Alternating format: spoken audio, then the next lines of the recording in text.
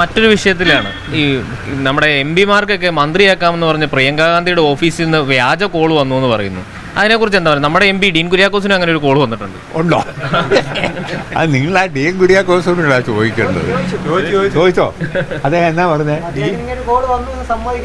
പ്രിയങ്ക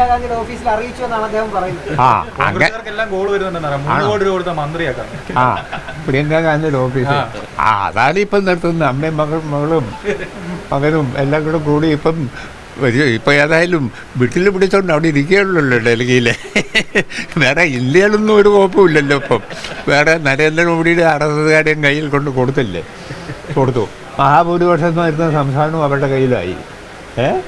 ഇപ്പോൾ സംഗതി ശോഭനായി. ദേശീയ പ്രസ്ഥാനത്തിന് നേതൃത്വം കോൺഗ്രസ് വട്ടപ്പൂജ്യമായി മാറി. അതിൻ്റെ നേതാവാണ് പ്രിയങ്ക ഗാന്ധിയും ആങ്ങളെയും അമ്മയും എല്ലാം. അതാണ് ഈ പരുവത്തിൽ അവരെ ആക്കിയത് ഇവരെല്ലാം കൂടിയാണ്.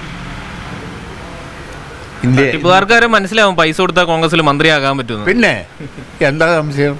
പൈസ കൊടുത്താൽ മന്ത്രിയാകാമെന്നും അങ്ങനെ ആക്കുമെന്നും അതിന് പൈസ മേടിച്ചിട്ടാക്കുന്നുണ്ടെന്നും ഒക്കെ ഉള്ള ചരിത്രമാണ് ഇന്ത്യയിൽ.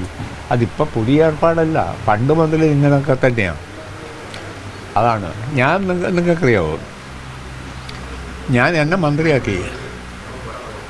അന്ന് ഞാൻ തെരഞ്ഞെടുത്ത് ആദ്യം ചെന്നതാണ്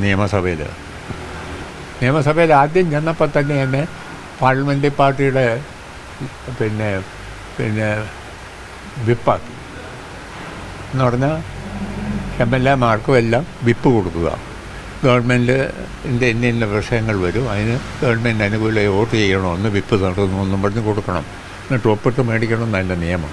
എന്നാലേ നടപടിയെടുക്കാൻ പറ്റുള്ളൂ വിപ്പ് ലംഘിച്ചാൽ. ആ പണിക്ക് ഭംഗിയായി ചെയ്തു. ഒഴിവ് വന്നപ്പോൾ എന്നെ മന്ത്രിയാക്കി. ഞാൻ യഥാർത്ഥത്തിൽ മന്ത്രിയാകണമെന്ന് എൻ്റെ പാർട്ടി എന്നോട് പറഞ്ഞപ്പം ഞാൻ സത്യത്തിൽ അന്നം വിട്ടിരുന്നു.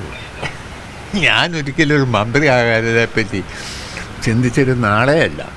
പിന്നെ ഇപ്പോൾ പാർട്ടി പറഞ്ഞപ്പോൾ ഏറ്റാൽ പിന്നെ ഒരുമാതിരി തോടുകാരിട്ട് കാര്യമുണ്ടോ? ചെയ്യാവുന്ന പണി ആണുങ്ങളുടെ കൂട്ടി ചെയ്ത് കാണിക്കുക എന്നുള്ളതല്ലേ നമ്മുടെ പണി. അത്രയേ ഉള്ളൂ. ഏറ്റവും നല്ല ഭംഗിയായി കാര്യങ്ങൾ ചെയ്തു. സമ്പൂർണ്ണ വൈദ്യുതീകരണം നടത്തി. അന്നും വൈദ്യുതി ഉൽപ്പാദനം ഇത്രയൊക്കെ ഉള്ളൂ.